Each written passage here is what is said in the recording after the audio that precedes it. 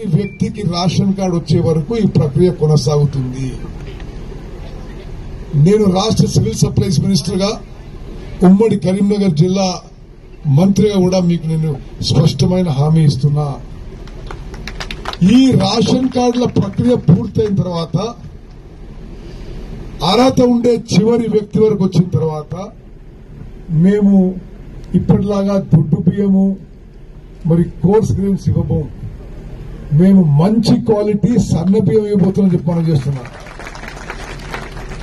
అక్కలు చెల్లెళ్లు మీరు గుర్తుపెట్టుకోండి, ఇది మన కాంగ్రెస్ ప్రభుత్వం. మేము గతంలో లాగా ఏదో ఇష్టమంటే ఇచ్చినట్టు అది నిజంగా చాలా మందికి తినడానికి కూడా ఉపయోగం లేకుండే విధంగా కాదు.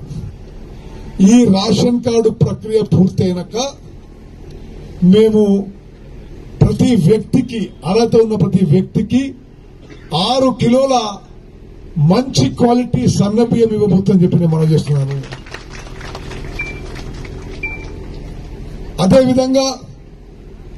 అదేవిధంగా ఇళ్ల విషయంలో కూడా గత 10 ఏళ్ల పాటు మీరు మోసపోయినమ్మా.